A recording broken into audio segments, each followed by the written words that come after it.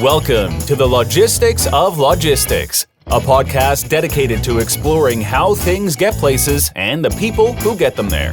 We'll talk with logistics and supply chain leaders about innovation, industry trends, and the future of the logistics business. Now, here's your host, Joe Lynch. Hello, friends. Welcome to the Logistics of Logistics podcast. My name is Joe Lynch. Thank you so much for joining us today.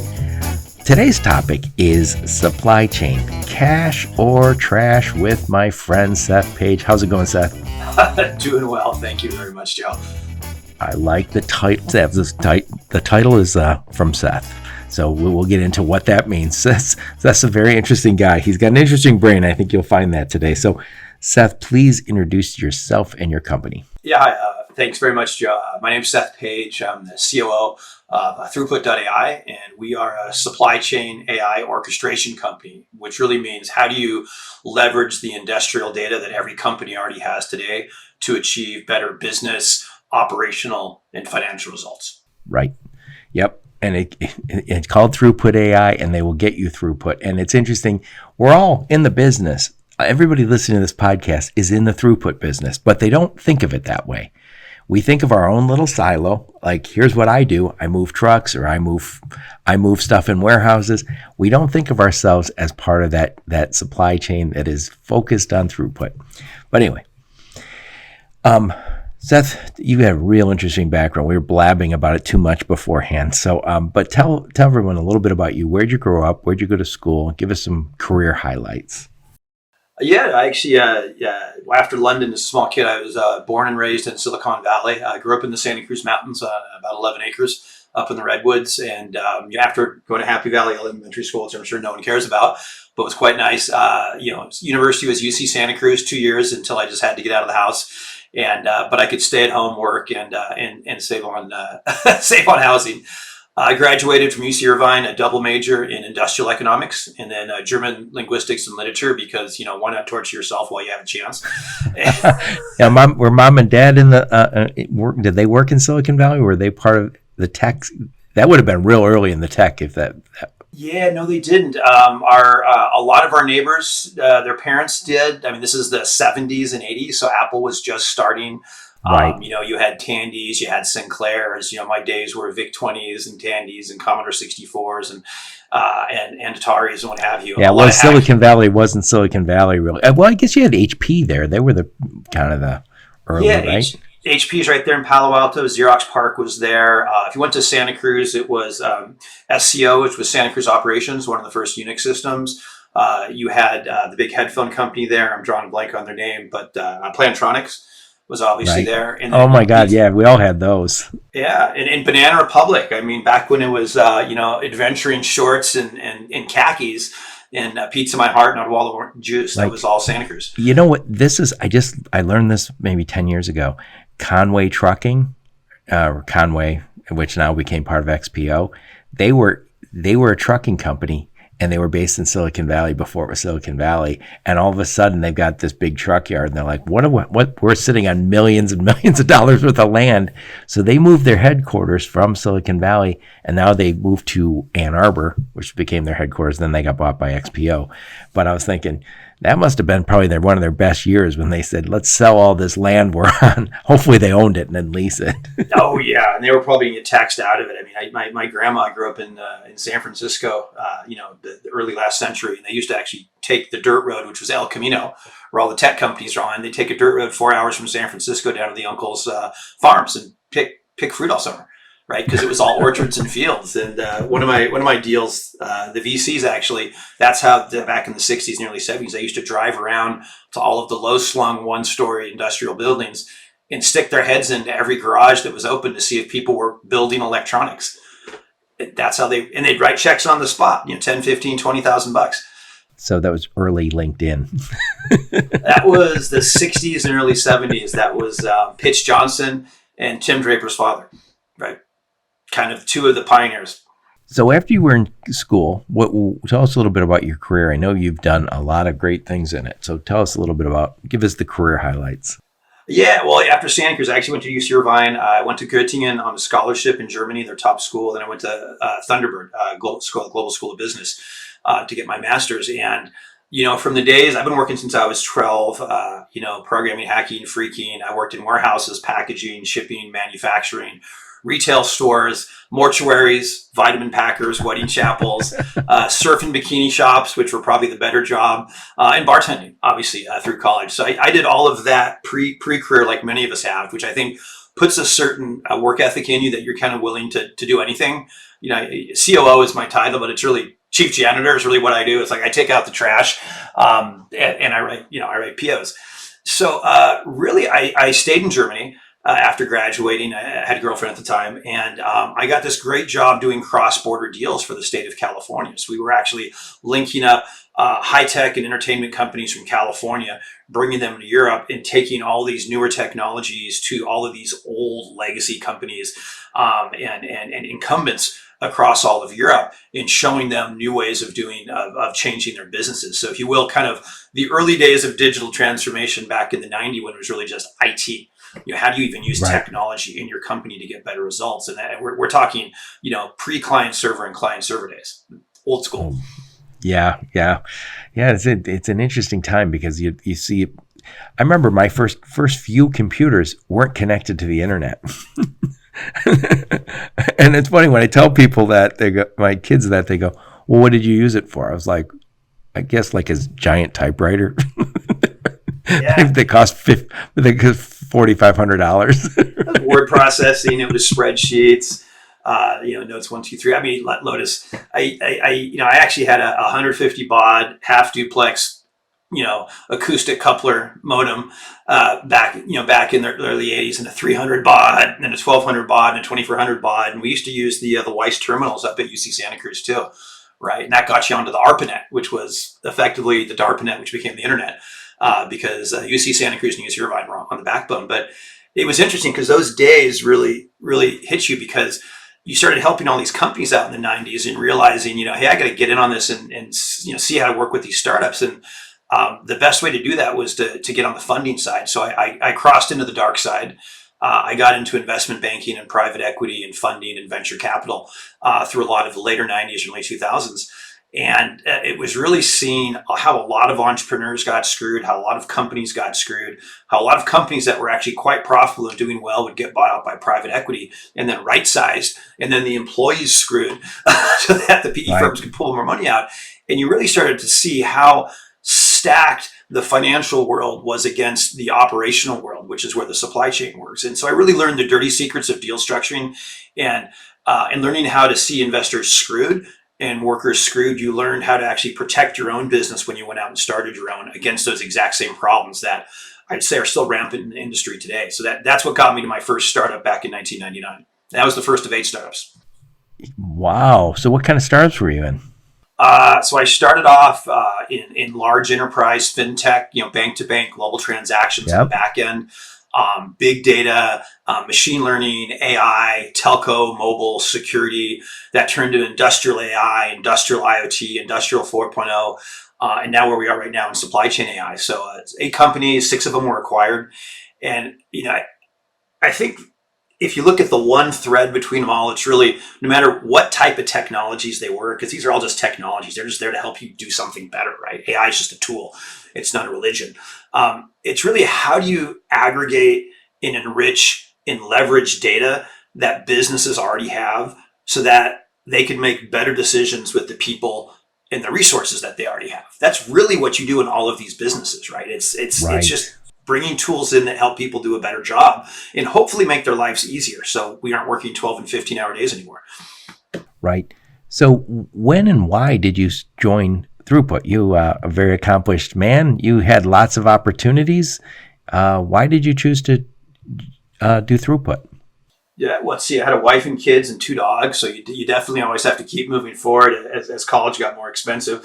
No, it's more seriously, it was if you when you do 8 startups, and I've done deals with many dozen more before that, you start to take a look at what are the companies and technologies that are just doing incremental changes and they're just doing something a little bit better and making a bunch of money off it, and who are the companies, or which are the companies that are actually doing evolutionary changes that are really looking at a problem saying, how do we tackle something that's a big problem and try to solve it in a way that's better for the company, better for the workers, better for shareholders, and better preferably for society as well. And one of the things I noticed in talking to all these companies was that, waste was rampant across supply chains. And as we started to dig in deeper and deeper, you look at this thing that we all have to have, these so-called end-to-end supply chains, is there's so many different people who are focused on their own KPIs and goals that they're not focused on each other and what's going on upstream and downstream. They're just kind of focused in their four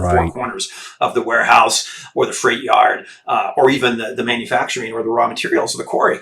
And if you have all these data sources that are siloed, if you're not trying to solve all these problems systemically, then really you just have a bunch of people who are marching in different directions. And we all know that armies that march in different directions never ended up going over the finish line. So I started putting it together with the CEO of the company who I had met, and we actually realized that when you quantified it, out of the $90 trillion economy we have today in the US, $25 trillion of that is waste that's endemic in the supply chain, which that's a huge problem, but it's also a huge opportunity. So the global economy is $90 trillion. And say that again, how much of that is waste? It's estimated that $25 trillion of that $90 trillion is waste. So that's like almost 30%. About 30% average, yeah. Yeah. So back to the title here. So when we were prepping for this so that's why you joined ThroughPut, is that you said, hey, let's go after that enormous chunk of waste. So when we were prepping for this, you were saying titles, hey, look, your supply chain is your biggest opportunity and your biggest problem. It's your savior. It's also what's going to kill you. And we had all these different titles and we came up with cash or trash. So the supply chain, obviously, it's feeds us, right? It moves all the stuff that we're all sitting on and all the stuff we're using, everything we eat, right? It's fantastic. But we also know there's an enormous amount of waste, and that is 25 trillion. And you think about that, that's a lot of Mercedes being rolled off the pier into the water to never be seen again. Well, and if you think in terms of companies, that's a lot of money lost. If you think in terms of the environment, that's a lot of trash created that benefited no one, right? And you think of like poor people, of who we have still some people who are not poor in the world, and you go, yeah, we threw out a whole bunch of electronics, we threw out a whole bunch of food, and they're saying, really? I'll take them, right?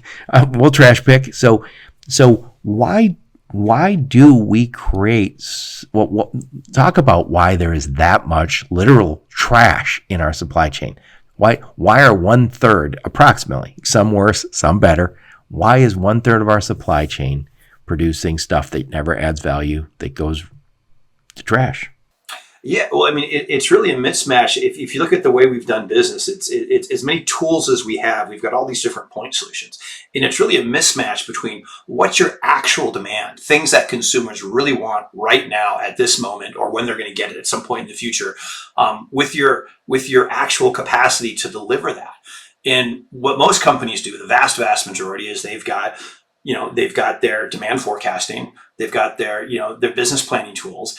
They're using assumptions that are months, if not years old. They're using tools that are many years, sometimes decades old, and they're coming up with false models of demand. So they're not really looking at demand today. They're looking at what they think demand is going to be 6 months from now, 9 months from now, 12 months from now, when I need to know, what are consumers going to want to buy today, tomorrow, in the next 5 to 10 or 15 days? Because that's what your real demand is. And so if you're not doing demand sensing, which is actually sensing real demand, and then reorienting your supply chain to match that capacity with your actual capacity capability, then you have an absolute mismatch on your supply chain. And every single step along the way is going to be another iteration of mismatch. So you've got the wrong products being produced at the wrong time. They're being misrouted in the most inefficient or less efficient ways to the wrong stores, to the wrong consumers who have different needs. And yeah, a lot of stuff gets bought, but a ridiculous amount of things also get thrown away. They expire. They don't get bought. They get discounted. They go through reverse logistics. 7 pairs of shoes get sent out, 6 pair of shoes get come back through through the Zappos and the Amazons of the world. And no one's doing this because they're mean or they're evil. It's just everyone's focused on, hey, my uptime is OEE and MTTR and MTTA if I'm sitting in a manufacturing plant, right? I'm not worried about the guys down in warehousing and logistics. That's their problem. They take care of that. And vice versa, those guys are looking upstream and going, I just got to move what comes in. So you talked about when we're prepping that we have this long supply chain. Let's just say it's 16 weeks long, and let's just say there's 25 players in it, which could be very small. Some could have 300, 500, thousands, right? And everybody locally is optimizing their own situation. So Seth asked me to make 100 of these, and I'm making 100 and I'm sending them to him. And then Seth says, I've been asked to make 90 of these for the guy upstream. I'm making those. And we have the supply chain that I shouldn't say everybody, we're all trying to make money locally, right? And we're all trying, and I think this is a situation where there's a local optimal, but it's just like if you ever done a timeline and everybody adds a little bit of an extra day or two for themselves or an extra week or two, pretty soon you go, wow, how can this take 17 weeks? Well, it really only takes about 6 weeks if we do it right, but we all added a little extra waste, and that's inventory. And we have extra inventory. Well, wrong way to say it. We built factories that are too big to build more because that's what we thought the demand was. And then I made it, I shipped it upstream, and I'm good. I'm good. I don't see, when Seth says 30% is waste, I sold what I made. What are you talking about, Seth? Yeah, what you get is a lot of locally optimized points along that supply chain that's systemically inefficient if you look at the entire supply chain end to end, and you end up getting low OTIF, right, on time and full rates, where it's really OTIF means you've got low customer service levels, you're not giving the customer what they want at the right time, and that's just higher costs, higher waste, higher transportation, and higher CO2, by the way, too, right? It's not good for the environment. Right. No, this is super important, and right now we know, we had this conversation, 80% of the emissions, the greenhouse gases that we're all worried about, 80% of that is from the supply chain. So they're gonna look to us and they're gonna say, what are you gonna do? And you say, well, we're using less paper towels in the bathroom. Okay, good start. Is there something else we might do? Well, one thing we could do is let's stop building too much stuff and throwing it out. And Seth, talk about the chicken analogy, because you were talking about the chicken that you ate in your refrigerator, and it's a perfect example. Yeah, no, it's kind of stupid, but it's poultry is one of the industries we're involved in, meats and a lot of food and ag and cement too, and there's so many chickens. I mean, billions of chickens are killed a year. And I remember coming home from a work trip and I'm digging through I always eat all the leftovers in our house. I'm digging through the back and I find this full, beautiful whole chicken in the back, golden brown, and I pull it out and I'm starting to cut it up. My wife's like, no, don't eat that. We bought that like a week and a half ago when you were gone. And I'm like, well, why didn't you eat it? She's like, oh, we never got around to it, which, we got 2 kids, things are busy, things happen. But this happens quite often in every family, particularly in the Western world. And that chicken, we're talking, it was led as a chick, it was fed, it was moved around, it was processed, it was killed, it lost its life, it was shipped to a store. Some family, most likely an SUV or in a minivan, drove there, wasted gas, picked it up, drove it home, cooled it down along the whole way it's been in a cold chain, kept it cool after it had been warmed and cooled again for a week and a half. And I cut it out to eat it. And where does it end up? It ends up in the trash. And by the way, the house we're at now, we no longer have compost, which is most of our trash in our last house. So it didn't even get composted back into fertilizer. It's just out in a landfill somewhere. So that entire chicken times millions of times a day is just complete, utter waste. And that's waste that in a lot of ways the supply chain doesn't even know about. But the waste that's perhaps even worse is when it's at a store and you say, hey, I've got 100 units of this chicken and I know we sell, I'm going to have my next shipment is in a week. And I know I'm only going to sell 40 and I get 60 and you throw them out. You throw something out at the end of the supply chain. And what's not, one of the things this came up when Lineage Logistics was on, they said something along the lines of, if we know we're only going to sell 40 and we can get some of that data and start acting on it and say, hey, you know what? We're only going to sell 40 and it's good for another week. Let's donate 60 to a food bank. But that's just one example, and it's a very small one. But once we start having better decision making, we stop delivering. And right now, during the pandemic, we as consumers started hoarding. You better believe procurement people are doing some of the same, because the boss came down and kicked them in the butt and said, "Where's our inventory?" So when they have the opportunity, they're going to say, "Never again. I'm going to fill the shelves with inventory and I'm safe." But the reality is a lot of that inventory is going to get thrown out. Yeah. Well, and if we look at it now, we have a lot of our customers, some customers want to be like Amazon. They just want to move as much volume as they can. So just produce. And that means killing those machines, running them 24, if missing 7, reducing your changeovers as much as possible, and just getting product out because there's demand in general. And that may sell $3 million more this year, which is great. But the waste side and the reverse logistics side is that there's a ton of waste endemic in that. And if you just turn around, use the AI, the supply chain data you already have to look at the mix you have of products and the actual demand that your customers want, and reorient your supply chain to handle these additional products that are in higher demand that you can get more inventory turns on, you could actually make $9 to $12 million more. So $3 million sounds like a lot, but it's your worst case scenario, because all you're doing is producing more that's not really necessarily in demand versus producing what people really want at that point in time. And that takes a change of thinking. But the thinking really comes because most people don't have the data, because the data's stuck in the silo upstream or it's stuck in the silo downstream. So we've got all these silos, and so you think about a complex stuff. So think about like my microphone that I'm just touching, shouldn't touch, but that microphone probably made in Asia, and there's hundreds of suppliers, right? And they're all coming together, and hopefully they have some sense of their production numbers and they can pull through. But chances are there's a whole bunch of stuff that is obsolete on their shelves. And by the way, you mentioned this before. If you're the CFO or if you're the controller of that facility, rather than say that is inventory is now a liability, now it's garbage, and I have to take it and say to the boss that is garbage and it needs to be thrown out. Rather than do that, what do you do? Yeah, I mean, honestly, there's a huge call amount, it an asset. Yeah, is it an asset or liability? If you look at financial accounting, anything in inventory is an asset, right? And the problem is, if you actually do throughput accounting and look at that, anything that's above a certain minimal inventory that you want to keep on hand, that's just locked up working capital that could be reinvested elsewhere. It could be reinvested in workers, in capital expenditure, could go back to investors, it could go to shareholders, it could go in the new trucks, whatever it is, but it could be reinvested back into the company. And CFOs, I think they're probably the most guilty of this, because as long as they're hitting a certain metric of profitability that hits their EPS and Wall Street's happy with them, everyone's making their bonuses. But meanwhile, then at the warehouse, you've got Amazon workers peeing in bottles, right? They don't have resource or money. You got their truck drivers peeing in bottles. And anyone who works in the supply chain, logistics, manufacturing knows that they're always undersupplied, they're under-resourced, they're under-budgeted, but they're expected to produce more and more and move more and more goods. And what it comes down to is the CFO is sitting on a massive amount of obliterated or ignored working capital and profits that are in the supply chain. They're endemic. They're locked up in that supply chain and being wasted.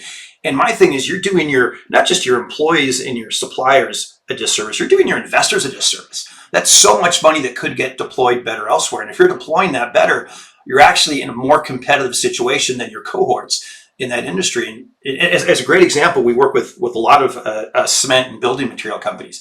And from an emissions point of view, right, 10% of all global emissions come from the cement supply chain. Yet every single house in the US and in the world, really, for the most part, has cement in it. Almost everything we buy, almost every road we drive on, cement is critical. It's been here for thousands of years, cement and concrete in different forms, back to the Romans and before them. So it's something that we need. It's not going away. But if you can optimize that supply chain and get rid of the waste, you have a huge ability to reduce not just emissions, but make those companies more profitable. So the ones we're working with closely are the ones that are able to optimize their supply chains and get the right products to market at the right time, reduce their CapEx where they don't need it, increase their spending where they do need it, and have a more profitable company, which ultimately means they're making more money, their employees are getting paid better, they're producing less waste, and they're going to have a higher share price, which just keeps rewarding them, versus companies that keep dragging their feet. It's kind of the leaders versus the laggards, if you will. Right. So earlier on the podcast, you said we all want to make better decisions in the supply chain. So we're not deliberately creating 30% waste, right? We're not trying to create trash. We're trying to create cash. So we're all making the best decisions we can. So, and you said, we're not always able to, because we're all siloed in this supply chain. It'd be nice if I could say I have from end to end, from the time I make the order to the time I get paid, I have visibility. Not only do I have visibility, I'm connected. I'm collaborating along the way. That truck's late. This order's late. I'm able to constantly collaborate. That's what we're looking for. We're not quite there yet. We're still too siloed. But so we all want throughput. And could you define throughput for us?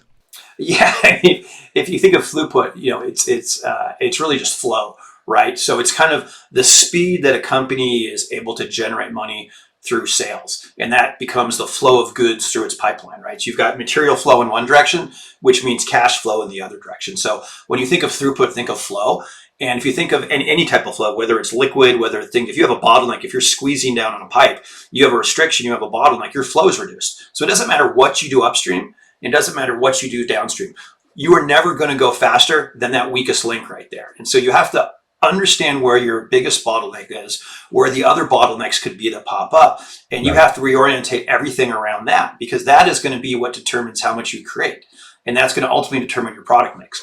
Right. We're going to come back and talk about the port, because I know when they start talking about the port congestion, they said, well, I'll come back to that. I won't let you get away, Seth, without talking about that. But so we all want throughput, and I'm an automotive guy, and throughput is a big part of the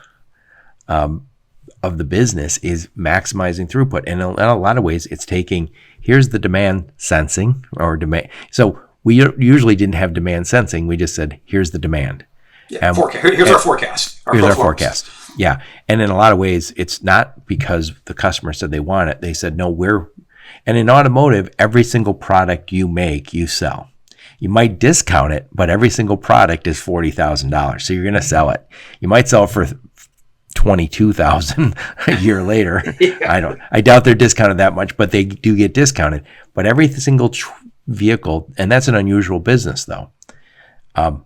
So we would always say we have to figure out what to make, and we always use throughput. And here was the problem: all that siloed information. We would take all sorts of inputs, and I swear I'm not just saying this to make your software seem like the only answer. We could create throughput, but it was almost like you had to get sorcerers, like 3 sorcerers together and touch swords. It was really, really hard. And I remember, I'll be honest, I was a lean practitioner. I was doing the workshops. If you were to leave me to my own devices, I'm not so sure I could come up with the proper throughput. Because what you're trying to do is you're trying to take, here's our demand, and here's our capacity, our available capacity, and you're trying to align it. And it's not easy. It's not. And it's really not, because we've kind of built ourselves this Babylon, all these different, you look at it, you've got your demand forecasting system, your S&OP system, you got your IMS, your TMS, your WMS systems down in the warehouses and transportation inventory.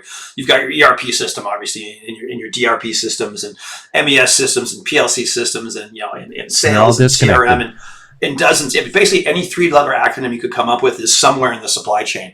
But they've come up through different vendors over the decades, really over the last half century. They're all siloed. They've popped up at different times. They're not made to talk to each other. And so all of those things are optimizing for what they think they should optimize for without little or any input from what's up or downstream. So what we do is we say, listen, you don't need to rip or replace anything, because you're not going to change the engine on the plane that's flying at 36,000 feet and 400 miles an hour. What we do is we say, look at all the data you already have that's been produced in some cases for decades. Look at the data that's being spit out in real time. If you can take that and use AI to pull it together, to standardize it and to synchronize it in real time, and then allow you to look systemically at your entire end-to-end supply chain, you can see where your bottlenecks are, where they're popping up, where you're losing money, where you're making money, and a lot of times where you're just leaving money on the table. You're shipping everything to DC1 when two-thirds of your goods should be going to DC 2, 3, 4, and 5, because they get to the end customer better with a faster go-to-market, better timing, and the right product market mix. And so it's like, yeah, you're profitable, but you could be 4% more profitable if you just use the data you already had. But you have to use AI because no human, like you said, no person can crunch through that much data. 2 billion rows of data constantly changing does not a happy data scientist make. So one other thing related to this is, it's funny. If you guys should ever want to learn more about throughput, and I really think you should, because this is coming. There's just no reason that we would not keep going further. And it's funny, you mentioned some reasons we wouldn't, and it's usually because it's the status quo. But there was a book written many years ago called The Goal, and it is where the theory of constraints comes. And by the way, theory of constraints, just saying it, you go, oh God, please don't, I'm going to be dragged into, and I remember when I was first exposed to theory of constraints, it has almost like a religious feel to it for some people. They would call themselves, I'm a Jonah, because Jonah was the star of this fable, The Goal. And it absolutely positively is all the right stuff. It's not always used. It's not easily accessible. And that's why Goldratt, who wrote the book, made it a fable. He called it The Goal. And he said, what's the goal? The goal is to make money. And then he takes you through all this. And it's funny, even though he tries to simplify it, it's not easy. So you could read The Goal, you could study theory of constraints, and I guarantee you can't do what software does, what throughput. So when I first talked to Ali Raza, your co-founder, CEO, I was like, oh yeah, trust me, I've been dragged down this theory of constraint. And by the way, your eyes glaze over when somebody starts going, here's this data, and you go, what am I, a machine? I can't do this. Well, now there literally is a machine. So talk about throughput accounting versus standard accounting. Yeah, well, and it's great you mentioned, because actually four of Eli Goldratt's former partners, 2 of them are actually on our advisory board and shareholders, and 2 others we collaborate very closely with. So a big part of our software, not all of it, is looking at leading theories like the theory of constraints, like the fluid dynamics, like physics, like heat transfer. But we don't have to know that. You guys know that. Yeah, we do. Lots of different algorithms that no human wants to crunch through, because you're just running everything in parallel. But theory of constraints is if you're not using a TOC consultant in-house full-time or working with a third party who's helping you do it, the biggest problem with it is bottleneck shift over time. So you can identify a bottleneck at one point in time, but once you start to fix that bottleneck, or you add capacity to it, or you do something to alleviate it, then a bottleneck pops up somewhere else. And there's always a bottleneck. There's always a least the weakest link somewhere. And so if you're not looking at the data and constantly understanding how to optimize all parts of the business, you're going to miss the main bottleneck and all of the resultant bottlenecks that come up from your additional downstream and upstream behavior, because you have bullet effects every time, right? That are happening in real time and happening every time you move the bottleneck around. And so theory of constraints is one of those ones that is incredibly powerful. And it helps so many companies out if they do it, but it really takes a change of thinking too. And if you're not willing to change your business overnight, then you should look at saying, how do I use the data that's there that automatically takes these theories into account for me and makes recommendations to my team? Because my team members, they're domain experts, they know their stuff, but they're not data scientists, they're not data engineers, they're not going to crunch billions of rows of data, and no human wants to do that. So let the software, whether it's ours or someone else's, do the number crunching for you. That's why we have calculators. That's why we have computers and spreadsheets and supercomputers, and come up with the recommendations, and let the humans take those TOC type recommendations, theory of constraints, and put them into effect. Because at the end of the day, economic or financial accounting, call it GAAP or international standards, and throughput accounting, mathematically they connect in the background, right? You can connect those with our software, for example. But in the real world, the CFO and the C-suite are talking financial accounting. The people on the ground are effectively, whether they know it or not, are optimizing in a throughput accounting type of way without knowing it. And those two worlds don't speak to each other. They speak different languages, and they're focused on different KPIs. But this is one of the reasons we end up with so much stuff that gets trashed. This is why we have, basically what's crazy is, in a world that is very concerned about greenhouse gases, very concerned with sustainability, we are creating one third of what we do is creating something that, so we've built a factory, made too much, moved too much, stored too much. Somewhere along the line, it got abandoned. And It's interesting. I worked with a company I was a consultant, and I remember the new VP of the company came in, and there was all of this old inventory. And the first thing he said, "Oh, geez, oh Pete, that stuff's ancient. We're never going to sell that, right?" And so it was, I think it was millions. And this is the reality of, you mentioned the accounting.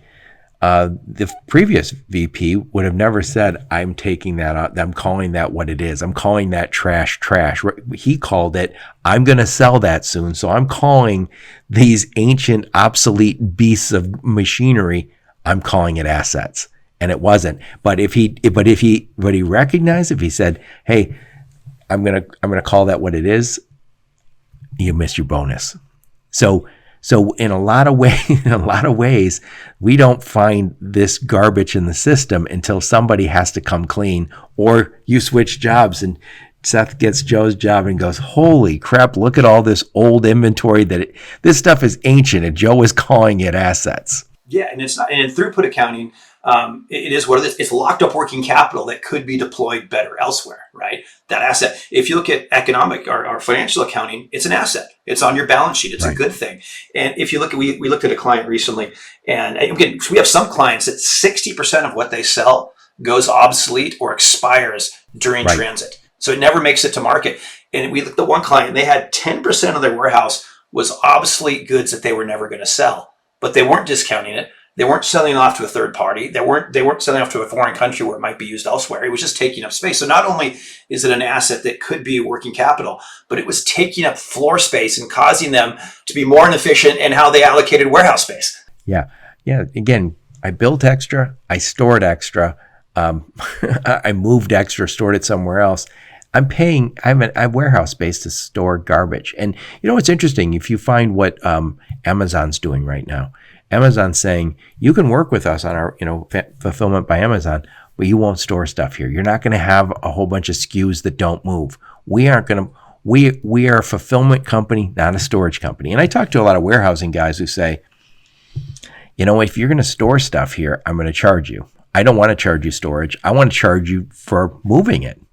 And if it's a storage, it's storage. But one other thing, and I think this is what makes it also difficult. We all love options, right? So you think about like my glasses, right? There's not one kind of glasses. There's hundreds of. So a company says we offer 70 different models. If we sold one pair of glasses, said, "Hey guys, you guys should all align to what that fat old guy wears," right? So because he's the most stylish, right? Old guys, plural, by the way. yeah. But you think about that, it would be easy. But we all want options, and so in my factory, I have all of these different lenses. I have all these different frames, I'm sure, and fasteners and all the stuff that goes into it, and that's the hard part because I say, "Well, what should I build today?" Seth, I want. Yeah. Well, and you have that data because you have the POS data, you have the browsing data, you actually have trend data. So you actually know what glasses are in style, which are going out of style. But if you look at this e-commerce world that us Americans, but the Western world lives in, where everything's just drop shipped to your house, in a way, it's amazing because you have VCs plowing money into all of these last mile companies. But really, e-commerce is, if you think about it in a big perspective, e-commerce is just the last mile, really the last 10 feet or the last 5 feet. Right. That's just slapped onto someone else's supply chain, right? If you look at X% of those goods that are sitting off of Los Angeles and Long Beach port, what are they? They're basically they're floating storage for a lot of e-commerce companies, because whether you get it in 3 days or 13 days, as long as you're happy with when you get it and it's what you want, I don't have to deal with the supply chain. Someone else has dealt with that cost, and I'm making money and margin on the front end. And the problem is, people in supply chain logistics and manufacturing, they're the ones that bear the brunt. They're the ones that have to do more with less and deal with it. And in non-COVID times, we all forget that, right? Chicken shows up at the store, the toilet paper's there, the glass is there, the cement's there. We're happy. We almost never see disruptions. But we forget that every day in logistics and supply chain, everyone's putting out fires everywhere because that's their job. They're trying to hit their KPIs, they're trying to hit their bonus. CFO is trying to hit his profitability. We just don't see it. And it's when big things like COVID pop up, or a big freeze in Texas, or a big typhoon in Malaysia or Taiwan, that suddenly, or Japan with the nuclear disaster in semiconductors, that these things happen. And then suddenly consumers are like, oh my God, what's disrupted the supply chain? Well, the supply chain's always been inefficient. It's just most of the time it's masked. You guys don't see it, right? But we all know in the business that it's already a pretty inefficient animal, and we need to do something soon or it's all going to fall apart. Right. Well, I think we get better and better, but we've gotten, so I'll just throw this out there. Order to cash, let's just say it's 18 weeks for a product. I have, while it's in my factory, I'm connected, right? My suppliers, I'm not exactly connected to them. But then all my stores or distributors, however I'm selling it, with the disconnects just get greater and greater. And it's almost like a tolerance where you build it up. You're building up. I'm a little off here, a little off here, a little off here. And by the time you get to the end, you go, I'm really off. And I think, again, throughput is wildly important. We all know that. And I will say this, guys, I'm assuming there's somebody who listens who says, I can do throughput. Most cannot do throughput on their own. It's one of those things. It's one of those things. And again, I was exposed to it. I watched it happen. I probably did it, but I couldn't do it again to save my soul. And it is taking a whole bunch of data and making better decisions. And those better decisions are going to make us more money. It's that simple. and reduce that waste. And I think I think we'll be able to right now say this is the biggest savings in your supply chain is throughput.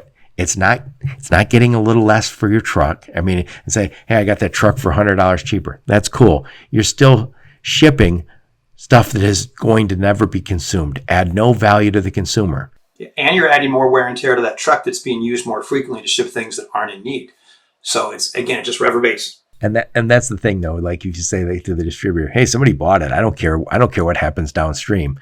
But the reality is, if we can get better at this, we will be putting less stuff on the shelves, less stuff in inventory that we know is never leaving. And again, this is sustainability. If you could run things more efficiently, we see a lot of our customers, they're misrouting. If you look at 250,000 of their SKUs, like for a supermarket, right? They're misrouting 80% of their SKUs. So while they may be a highly profitable company, they could be 15 to 20% more profitable if they just looked at the simple routing between their upstream, their warehouses and DCs, and their downstream retail. Yeah, this is a good logistics solution too. Yeah, and you look at the majority of their truck shipments per month, and they're not actually to their end stores. It's actually, a lot of it's just inner DC and inner warehouse transfers, because they're shipping the wrong products to the wrong place at the wrong time, and then having to go between stores, which is just milk runs or transfers that don't need to happen, right? You could have shipped it to the right place the first time around and gotten the product to market 3 days earlier and shaved on trucking, fuel, shipping costs, and, oh, by the way, not less 16% to expired goods in the process, right? So it's just a purely wasteful.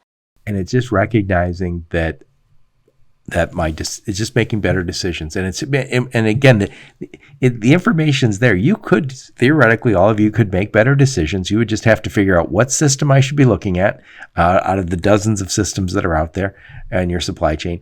But what your throughput does is say, we will pull the right information. And it's a forecast in effect, but it's demand sensing. So it's up to date. If I'm selling this much of this and it's 10% more than yesterday, I get that, right? And I get that trend line. It is. And it's if you really think about it, it's a triple bottom line impact, because it's not just more profitable and better for the bottom line, which means the rest of the company.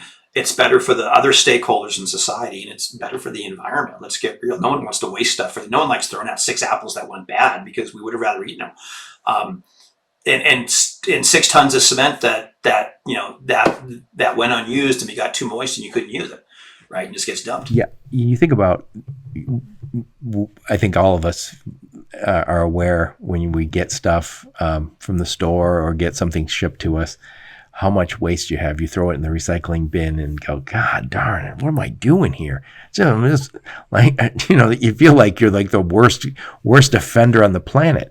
And that's only a small part of the waste, because the waste is usually not coming to the consumer. So we have a huge opportunity here. So I told you I was not going to let you go without talking about the port. So the port is kind of a classic throughput problem. Am I right? Yeah, I mean, the port is a physical manifestation of multiple things. One of them is just a big mismatch between actual demand and actual capacity. You've got inefficiencies all along the supply chain. You've got a lot of mundane rules at the American ports that were good enough, even though our ports are relatively old in their technology and their processes compared to some of the newer ports elsewhere in Asia and even in the Middle East. And we work with some of the biggest port companies in the world. And you've got a lot of problems. I mean, right now they're adding on $100 per day incremental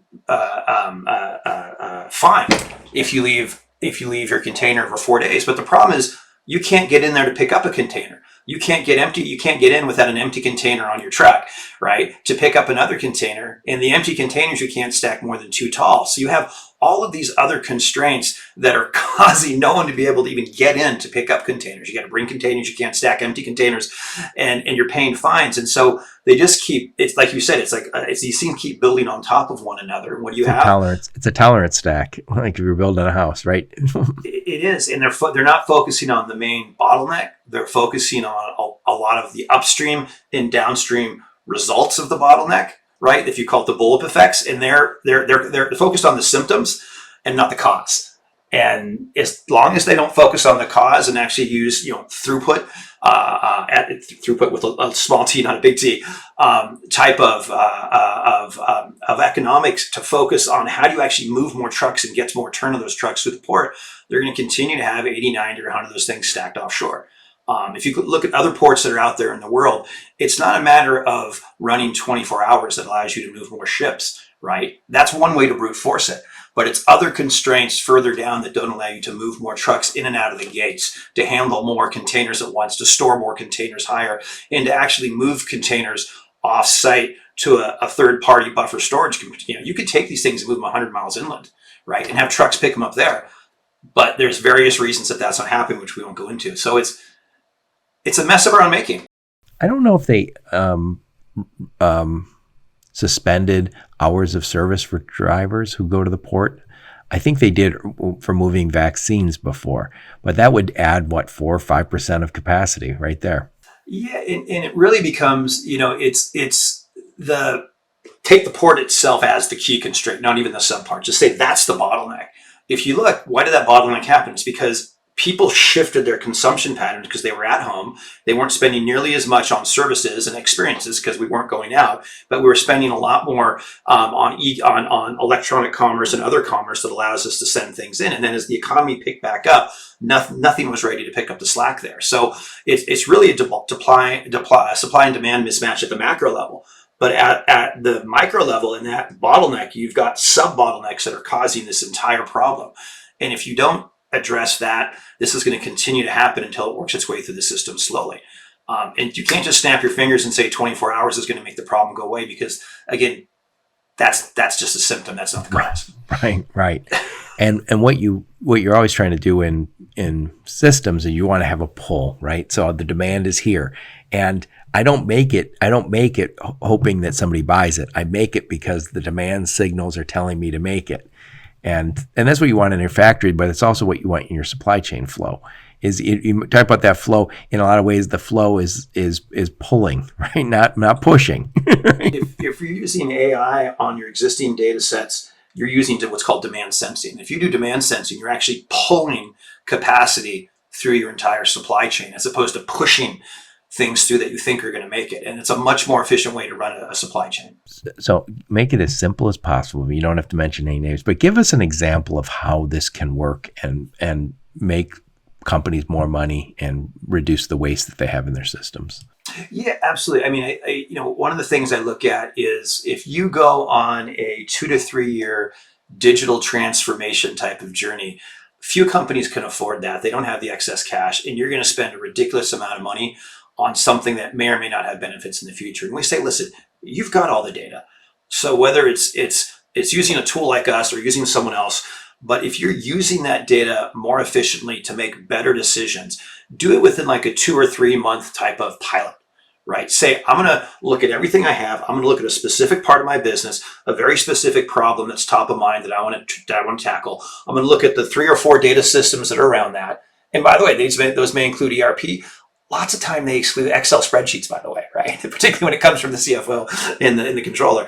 And let's pull that together and show in this pilot the ROI we can get. And typically you want to shoot for an ROI goal of at least 2 to 10 times, right? If I can get 2 or more times, this project's worth it. If I can get 10 times my ROI in a 3-month project, it's a home run. I should be reinvesting and taking what I did there and expanding it into other BUs and further up and down the supply chain. So when you talk about your return on investment for the money spent, so if I got to put 2 guys on that or 1 guy half-time or whatever it is, I got to be able to say, okay, I got half of Bob's time and Bob makes $100,000 a year. I'm going to call that $20,000 that I'm using. And the ROI should be, what'd you say, 2 to 10 times that? 2 to 10x. Yeah, I say if it's less than 2x, it may not be worth your time. If it's 10x or more, it's a home run. And you're going to have a few internal resources. I need half of Bob's time, half of Jill's time. That's great. And it may cost me, I don't know, $50, $60, $70,000. Let's call it $100,000 total. But if I could turn around $250,000 to $1 million in savings off of that, and then reproduce that elsewhere, that's a natural. I could take that and turn it into a full project. So that's what you've been able to do with some of your customers? Yeah, we've actually gone around. We've actually shown customers on 3-month pilots that they can save over 400 times ROI, right? Just huge ROIs. There's so much inefficiencies in some of these companies that if you can focus on the right low-hanging fruit, you can show a home run right up front. And then you go from that to a full enterprise deployment, which is how do I use more data across my supply chain to get even more and more captures? So the output of this is I'm making better decisions that make me more money and produce less waste in the system. And so throughput is it give me a dashboard? How do I actually make, or is it push the information into my system? Yeah, I mean, no one needs another control shower with 700 KPIs that no one understands, right? Like we've all seen those for the last 20 years. What we look at is it's a very simple. You have your command center, right? You call it your dashboard that's showing you across my entire supply chain, where am I making money? Where am I losing money? Where are the bottlenecks I should be focused on? What are the recommendations around these specific problems when I drill down into each one of them? And then what are the KPIs around that? And how much money could I be saving on an estimated basis? And the nice thing about AI is it can crunch all this data and actually make predictions. It can show your demand tomorrow, next week, next month, next quarter, which other systems are using assumptions in old data to try to do that. But as we all know from investors, right, past performance is not indicative of future returns. Neither is the supply chain. Right. And when we get to this magical place where from order to cash, end to end, I have not only am I connected, I have visibility, I'm able to collaborate, I'm able to make better decisions every step of the way. And again, we're never going to get to a place where it's doesn't require a little collaboration, not anytime soon, right? We'll be there at some point, so we can make those decisions, but we're not there now. What we have is a whole bunch of, you said, local optimums. So I have a WMS, I have a TMS, I have ERPs. What you're able to do is say, you don't have end-to-end visibility yet, but we can pull information from all these different systems, spit it out, and allow you to make better decisions that are going to make you a lot of money and save the planet a lot of trash. Yeah, it's a triple win, and it's really just using your data more intelligently to get better operational and business and financial results. That's why people always say, like, hey, data's the new oil. That's the Silicon Valley thing for the last 5-6 years. I go, yeah, that's great, but the thing about oil and petroleum products is if you don't refine it into something, you don't have anything, right? It's just oil. That's all it is. It doesn't do anything on its own really besides lubrication. Even then, you got to have the right type of refinement. So we say, take the data you have and make some sense of it. And again, no one wants to sit there with a slide rule or their fingers or even a calculator or a spreadsheet and try to crunch 2 billion rows of data in real time. Why would you? It makes no sense. It's not scalable. So let the machines do the work, let the software do the work, and let the humans take the outputs and implement them, because that's what we're great at. We're good at making judgment decisions. Right. And I'll throw this out there just because I'm familiar a little bit with throughput from my past life as a lean practitioner.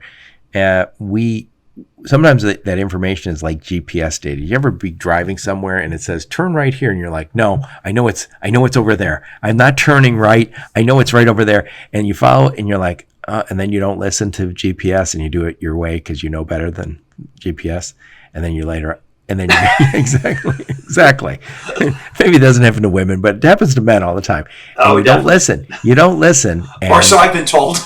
yeah. Could you go to your wife? Is your wife home? And so, no, and it's interesting because it's the same thing. Sometimes it's counterintuitive that you turn left to go right, and throughput information sometimes is the same way, where it might tell you, oh, by the way, this product line, you've never made any money on it. And you go, oh, no, you don't understand. Our customers ask for it. We sell a lot of it. And at some point, you have to go through it step by step. And somebody goes, here, I'll show you. You don't make money on these 17 SKUs. And it's a comeuppance, but it's the right way. And I've always said this ever since I worked in throughput, little T, not the big T, is that it's the right way to do it, but it's not easy. It's got a lot of nuances, and it's easier to just do it the conventional way that we know has been disproven in a lot of ways. Well, as they say, tell me how you're going to measure me, and I'll tell you how I'll act, right? And if you tell me I'm going to get my bonus based on how many widgets I produce, I'm going to work like hell to produce that many widgets. But I may be building up massive inventory in the warehouse. It's just taking up space and it's not moving to market. So I'm not helping anyone downstream, and I'm not helping the company out really. So you can then adjust. Once you know on a per SKU basis what's profitable, what's not, how you can change things, how you can understand the most efficient routes, where your OTIF is high or low, and where your cost to ship is high or low, and you get those recommendations to reorient certain things, then you can change KPIs and say, hey, just having a 95% OEE, uptime on your machines doesn't really make sense if that machine's producing the wrong good. Why don't you switch lines and build something else for half the time, because that other good is very profitable, maybe more profitable. It's the local optimum. Again, I've optimized on the local level, but it doesn't work on the macro. So let's wrap this bad boy up. I know we've gone all over the place, but talk a little bit about what's the sweet spot for your company, ThroughPut.ai.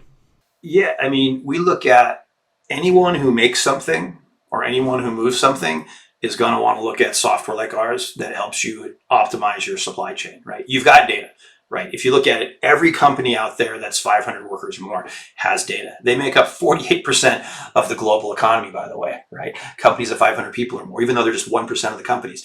So your company, if you're listening to this, you've got data, you've got smart people. Your CFO wants to make more money. You'd like to make more money and work less. And the reality is, if you use that data better, you can make better decisions and actually get more profitability with less waste and a lower workload, which is a win-win for everyone, right? So, we look at food, ag, building materials, cement, electronics, automotive manufacturers, whatever is in demand, which right now kind of everything is in demand.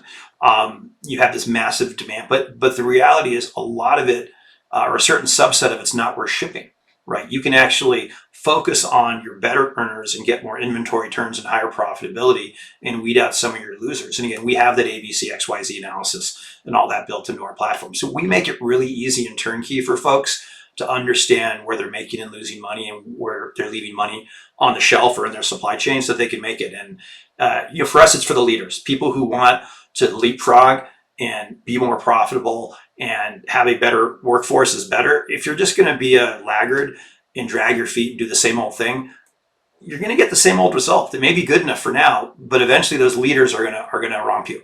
And that's true whether you're incumbent or whether you're a 500 person company. Right. This takes us. This is one of those emperor new clothes moments, because again, nobody wants you to come in and say, "Hey, how long have you been doing it this way?" And you go, "Oh, 5 years." Well, this is how much it costs you, right? Nobody wants to have that conversation, right? But the people who do have that conversation say, hey, we're on a constant quest. We've been on it for a long time to get better and better and better. And throughput was always out there. I just say it was too difficult for most of us to adapt to. And it was manual. That was the problem. That's what I meant. It just like we've gotten used to the easier approach. So So you mentioned that, and people who move this. So let's just say I'm a logistics company and I've got more than 500 guys, and I say, hey, I just move what they tell me. I'm not telling my customer not to move that because it's not profitable. I don't know what's profitable for them. I'm moving it because they asked me to move it. Why would I do anything different? Yeah. So we've helped quite a few logistics and transportation companies and freight forwarders. And what's interesting is they actually have a heck of a lot more data than they think on their invoices, their bill of lading, their internal, their breakdowns per customer, the frequency of shipments, what's on there. And when you start to stitch that data together and show them actually who their most profitable customers are, who their best paying customers are, how do you match the best shippers to the best truckers? There's a lot of low hanging fruit, even in what seems like low margin, simple businesses, in very simple data sets, actually, right? Lots of times we're just uploading tons of invoices and bill of lading, bill of shipping that people have never looked at, right? Because who's going to look at 100,000 or a million or 10 million invoices? So would you go back and say, let me look at the last 3 months of business, or how do you tell them this is the opportunity? Yeah, what's optimal typically, whatever data you have, you start with. But what's optimal, just because of COVID having put such a big kink, if you will, in the supply chain, and really changed kind of demand. The last 3 years is helpful, but again, most companies have years, if not decades, of information stored, so that's not a problem. Most of them don't even know they have it, by the way. It's just sitting there in some table in SAP, or it's sitting there in some Parker Hannifin database or some TMS system. And they look at the IT folks to extract it. But the reality is most of them have access to the data. A lot of them pull it into Excel spreadsheets through macros and try to make sense of it with pivot tables and little macros they built. But we can grab that exact same data and a lot more of it and combine it with other data with the ThroughPut.ai tool, and then surface those better results to them and say, hey, these are the folks, these are the shippers, these are the freighters, these are the type. These are the lanes you should be swimming in. Because if you're not, you're just going to keep doing the same thing you're always doing. And oh, by the way, you got a lot more competitors than you did before, right? And they're starting to play with new tools and they're getting better results. So if you're not keeping up with the Joneses and actually trying to leapfrog them, you can't go hire 5 data scientists and expect magic, because data scientists are smart people who look at data, but they're not machines. They can only look at so much data. At some point, they got to run it through tools. And those people are very expensive. And the thing is, you've got really smart people in your company who know how to do all this. They just need the data at their fingertips to make better decisions, right? Or in the case of the CFO, sometimes to justify those decisions. Because if I can't justify to the CFO why I need $500,000 to do something differently in my warehouse, because I think it's going to have a 4, 5, 6x effect a year from now, why would the CFO ever okay that budget? But if I could show you a simulation off your own data about how you can get 10x off of that same project, that's something the CFO has to look at, because they've got quantitative proof with your own data that's showing that why these projects that most of us know work are also justifiable and fundable. Right. You know, we've talked about AI on this podcast a few times, but I've always said we've always had data, right? Not as much, and it was in cabinets, right? So it'd be a file, right? So, and I remember for a long time getting something off the computer, printing it out, putting it in a file folder, putting it in a cabinet, right? And yeah, exactly. Yeah, yeah, and taxes, by the way. Yeah, I always joke, anything important becomes digital for me, but we've always had data, not as much as we have now, but we've always had data, and we never had the computing power though to do crunch numbers, and we never really had the algorithm, right? So all you need to do AI like those analysis, you need some sort of algorithm, you need a lot of power, and you need data, and to some extent, our data has been stuck in silos, right? And now, if you can pull from those silos into a tool like ThroughPut, and it says, hey, I'm going to run 1 million iterations of that, and I'm going to spit back out the reality, we think, oh, well, that's AI, who knows? Guys, we kind of push back a little bit, but you don't know AI is being used everywhere around us right now. I said it a few times on my podcast, I paid off a credit card when I came back from a trip. And then right away, I got a couple grand extra on my credit limit. And I was like, well, that was very generous. And I didn't want it, but I'm not going to give it back, right? And I remember somebody said, yeah, that's AI. Now, a person wouldn't do that because they go, I'm not giving Joe 40% more credit. Well, by the way, I've been paying it, so it's not as if it wasn't a good decision. But AI made those decisions. It's easy for AI. You used to have to call it up, right? You used to have to call up and ask for it. They'd say, I want to look you eye to eye. I want to feel your handshake and know that you're a man of character and that you'll pay your damn bills. Which is a very, very funny Eddie Murphy SNL skit from the 80s, as I recall. Yeah, exactly. So if you think about it, AI is just another tool, right? It's supposed to be seamless in the background. If you think of it from a consumer point of view, when I ask Siri or Google how to get directions from point A to point B, I could care less what algorithms are using. All I know is that I can trust them to get me around the worst traffic and get me from A to B as quickly as possible, right? The same things with businesses, with logistics, or with supply chain. I don't need to know what the algorithms and the tools are doing. Just surface me the tools, the front end I need to very quickly get the answers I want, the recommendations, so I can decide which ones to put into action. Because I can make the judgment call, but I don't want to crunch billions of rows of data through hundreds of algorithms to make a decision on what's the best way to solve a problem. Exactly. All right, enough of my blather here. So, Seth, your sweet spot is anybody who builds something, anybody who's moving something, anybody who's part of these complex supply chains. And so what's the best way to reach out and talk to you? Yeah, I mean, if you make something, if you move something, if you've got scattered data, which all of us have, and you want better results, I mean, reach out to me. I'm Seth, Seth, at ThroughPut.ai. I'm also on LinkedIn. Reach out to me there. Seth Page, Page, very simple. I'll put a link to your LinkedIn profile, and I'll put a link to your website. You guys attending any conferences yet? Oh my gosh, yeah. We've actually almost won a dozen awards this year for supply chain and logistics, and from some green stuff as well.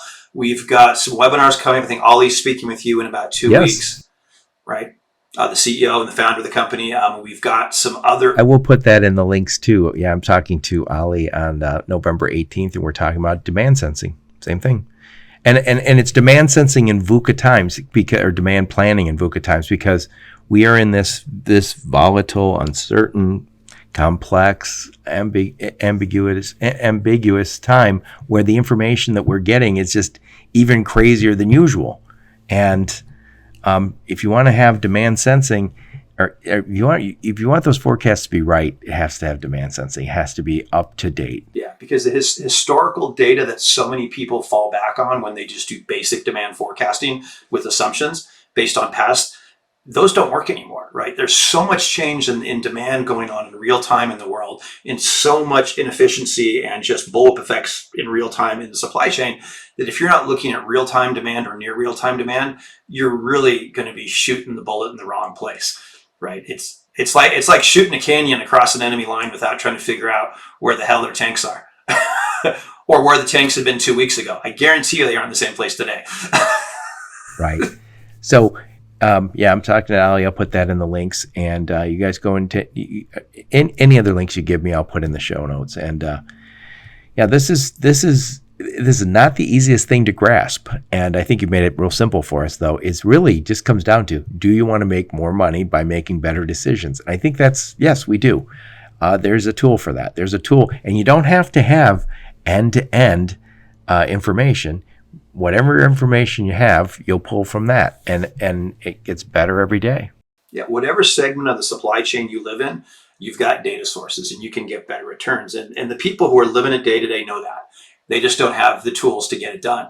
And the CFO is sitting on a ton of money. And I mean, if they're not looking at their own supply chain first to unlock money to get better business and financial performance from, then they're doing their investors and their workers and their shareholders and their communities a disservice, because that's the first place to look. You shouldn't be squeezing suppliers and vendors and employees first. Those are the last people you squeeze. Take care of your own house before you worry about other people's houses. Yeah, it's interesting. I think Ali, I had him on the podcast before, and he said something along the lines that when he was still working, he said they had working, not at ThroughPut, his last company. He said that somebody said, we need to lay off a whole bunch of people. And he said, lay off a whole bunch of people. We have all this waste in our system. Why lay people off when I can get rid of inventory that is a waste? Stop making stuff that we lose money on. How's that? Yeah. I mean, the history of the company with Ollie is interesting, because he was doing Warzone logistics in across the Middle East and parts of Asia and Europe and Russia. And, when you're pulling data from systems in a war zone country, and running it in Excel spreadsheets and hack together tools on a hardened Panasonic laptop, right?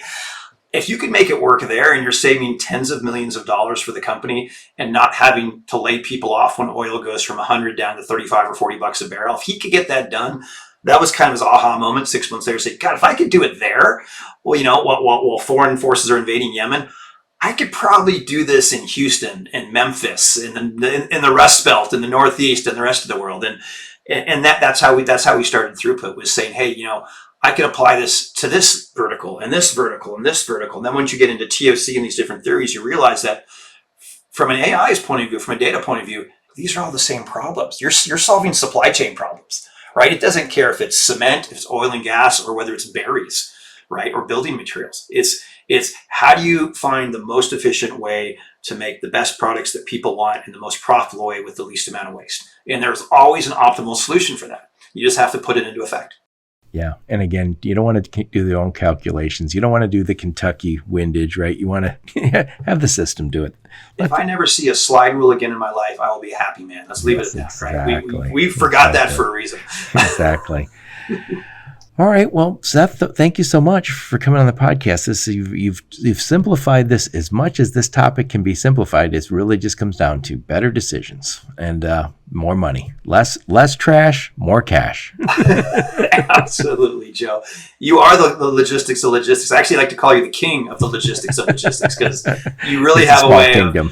You have a great way of framing it and a great way of asking the right questions. And I think, at least for me, I love your podcast because it breaks it down in a language that I can always understand. I appreciate that.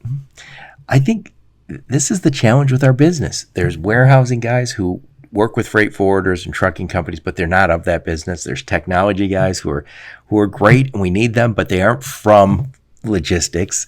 There's every step of the way that the supply chain has people who are specialists in their area. But the challenge is that's why we're in these silos. And again, I always try and simplify things, because it used to drive me crazy when I was still in the supply chain and logistics, when every meeting you go to, everyone's got a brand new acronym. Right? Yes. Some IT vendors sold them something new, right?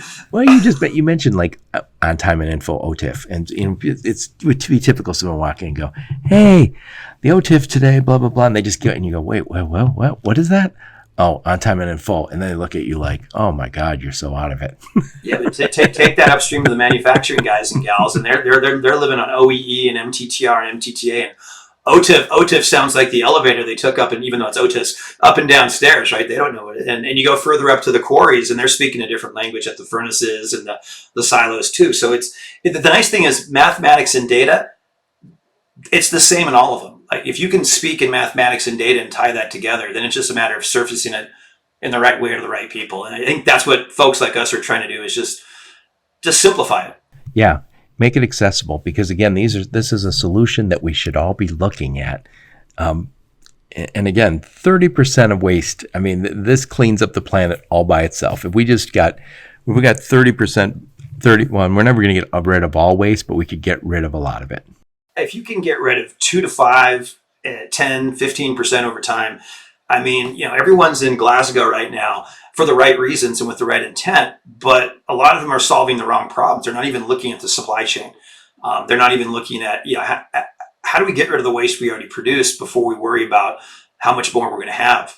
And it's not just sticking filters on things, right? It's not producing the wrong things to begin with. I think I think what it needs innovation, and that's what we do here in the biz world and the supply chain. So anyway, Seth, thank you so much for being on my podcast. Thanks for having me, Joe. And I look forward to the next one after me on the way to work. It's a great time to listen to you. Thank you so much. And thank all of you for listening to my podcast. Your support is very much appreciated. Until next time, onward and upward.